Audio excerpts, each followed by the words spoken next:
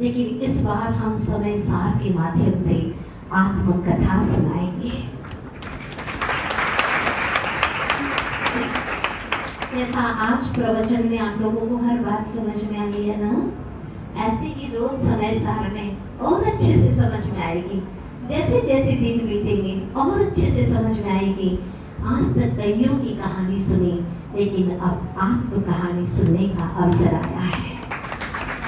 सारी व्यर्थ की बातें छोड़ करके, अनर्थ की बातें छोड़ करके, हे प्रभु, आज तक अनर्थ चतुष्टय की गर्त में बहुत मैंने भटकन और भ्रमण किया है।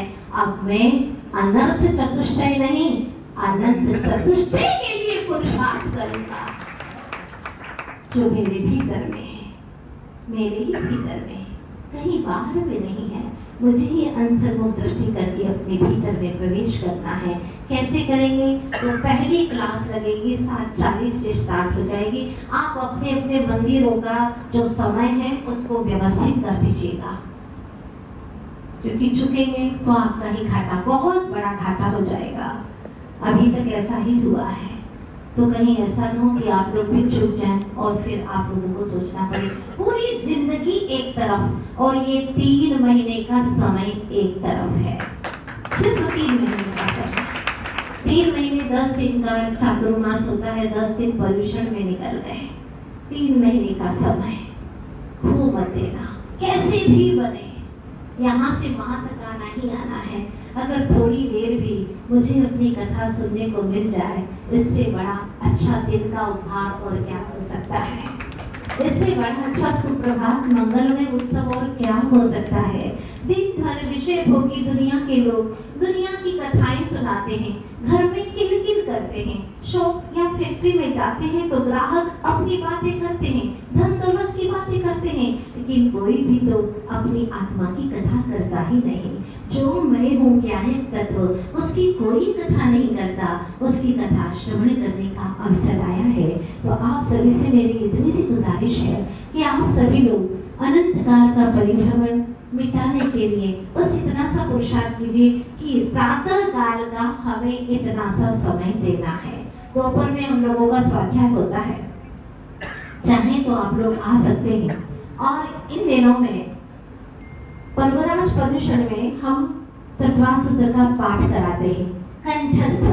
बड़ा आनंद आता और एक अद्भुत दृश्य होता है। एक एक अध्याय याद कराते हैं।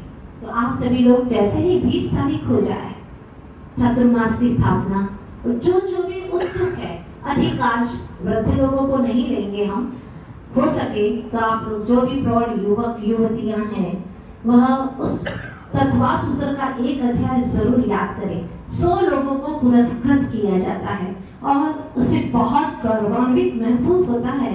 परिवार के लोग गौरवान्वित महसूस करते हैं अपने आप को कि हमारे परिवार के लोगों ने तत्वार्थ सूत्र का कंठस्थ पाठ किया है। और सिर्फ एक अध्याय सभी लोग याद कर सकते हैं, लेकिन हम सिर्फ 100 लोगों को ही उसमें चुनेंगे। ये सारा कार्यक्रम होगा शाम को।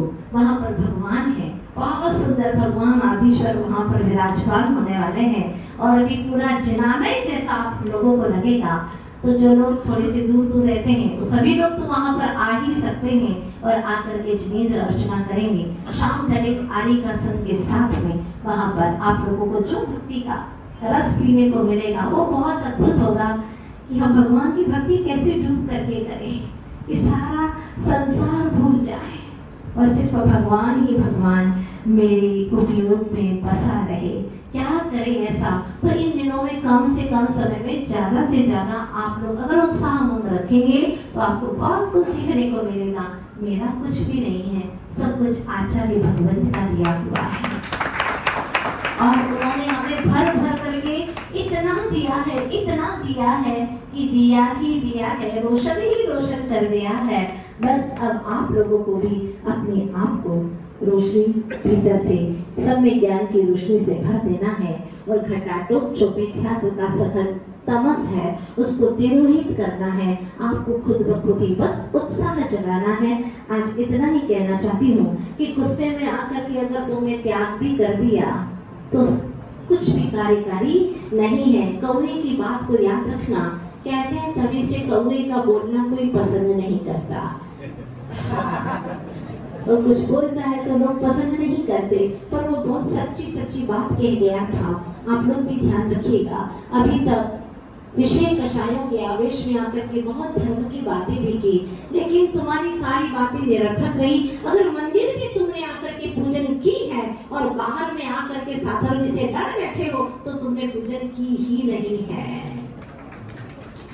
अगर पूजन कर की होती, पूजन का अर्थ होता है पुण्य धातु पवित्र करने, आत्मा को पवित्र करने के अर्थ में होता है पूजन का भाव। आपने आत्मा को पवित्र ही नहीं किया। सोचो, एक अगरबत्ती जलती है तो बुझने के बाद में भी बहुत देर तक सुगंध देती है ना। तो फिर आप लोग मंदिर में ही आकर के गुरुओं के चरण सानिध्य में आकर के भी क्यों लड़ लेते हैं? इसका मतलब ये है कि धर्म की शुरुआत नहीं हुई है। एक संकल्प, गुरु की शरण में जाएंगे, प्रभु की शरण में जाएंगे और सारे साधर्मियों से बेहद प्यार करेंगे। यहीं से हो जाएगी तुम्हारी धर्म की असली शुरुआत।